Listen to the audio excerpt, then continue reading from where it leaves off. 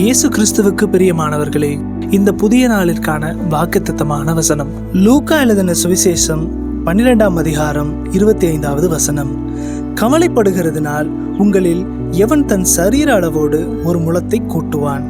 தேவனுக்கு பிரியமானவர்களே, தேவன் நமக்கு கற்பிக்கும் சத்தியம் என்னவென்றால், கவலைப்படுவதால் நம் வாழ்வில் எந்த ஒரு சிறு நன்மையையும் நாம் பெற்றுக்கொள்ள முடியாது. நாமோ நம்முடைய எதிர்காலத்தை பற்றியும் தேவைகளை பற்றியும் இரவு பகலாக கவலைப்பட்டு கொண்டு இருக்கிறோம்.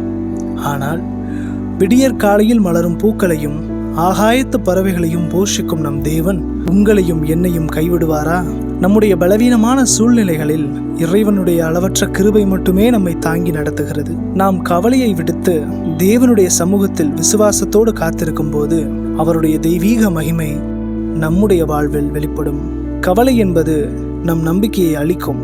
ஆனால் இயேசுவின் மேல் நாம் வைக்கும் நம்பிக்கை நம் வாழ்வில் அற்புதங்களை செய்யும். எங்களை நேசிக்கும் நல்ல தகப்பனே, நீர் கொடுத்த நல்ல வாக்குத்தத்த வசனத்திற்காக ஸ்தோத்திரம். எதை குறித்தோ கலங்கிக் கொண்டிருக்கும் உமது பிள்ளைகள் ஒவ்வொருவரையும் தேற்றுவீராக. கவலைப்படுவதால் ஒரு நன்மையும் இல்லை என்கிற சத்தியத்தை நாங்கள் உணர்ந்து கொள்ள உதவி செய்யும். உமது மாறாத கிருபை எங்களை சூழ்ந்து கொள்ளட்டும். கவலைகளுக்கு காரணமாய் இருக்கிற எல்லா போராட்டங்களும் இயேசுவின் வல்லமையுள்ள நாமத்தில் இப்பொழுதே மறைந்து போகட்டும். உம்முடைய தெய்வீக அமைதியும் மகிமையும் இவர்களுடைய இல்லங்களிலும் இருதயங்களிலும் நிரம்ப செய்திருளுங்க.